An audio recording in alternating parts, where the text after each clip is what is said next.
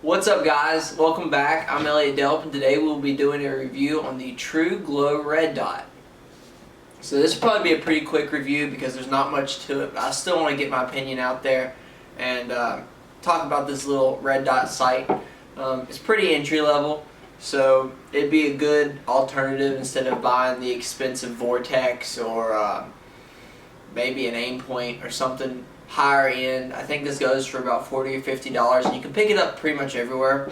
I got this one at the Royal King, and it's worked great for what it's meant to do. It gives off the sight picture that you need, and for the money, it's incredible.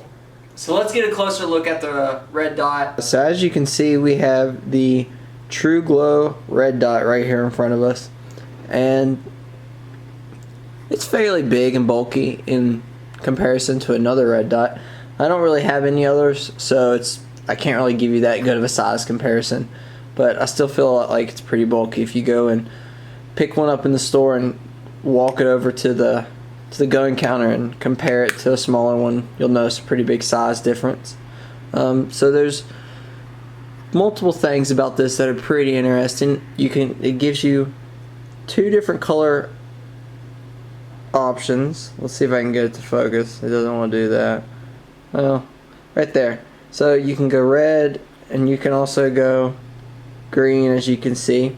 Both of them show up really well. I prefer the red, but both are nice. Maybe if you're hunting with a red light and you want a green sight, that would be cool, but I wouldn't recommend this for hunting.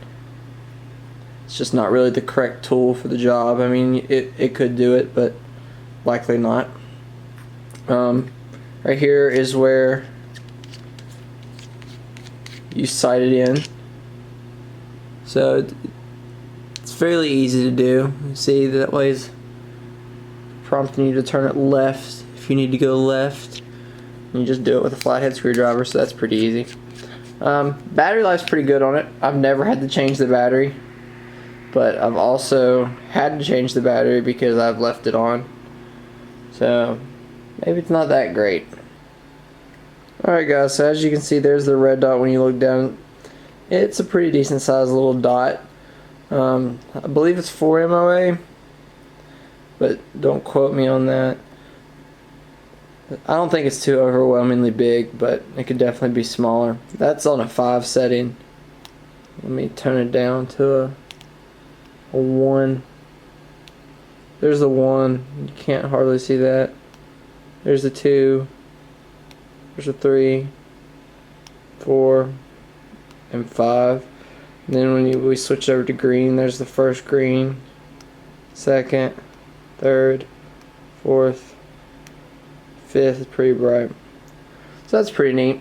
One thing I like about this little red dot, it does come with these covers, so to protect the glass inside, but it's it's deep down in there, so I don't think you'd have any worry about anything getting in there and scratching it unless you like forced it down in there.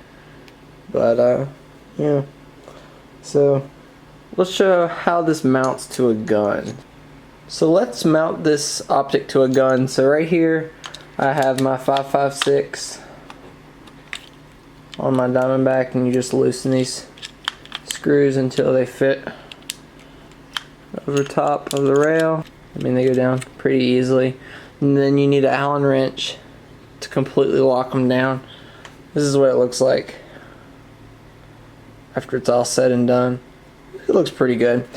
I prefer a higher mount. This is a pretty sure this is a 3/4 co-witness, or not co-witness, 3/4 witness. I think that's how it goes. They don't exactly line up with the sights, which I'm not a big fan of. I prefer if the red dot lined up with the backup, but they don't, so it'll be okay. But nonetheless, pretty neat.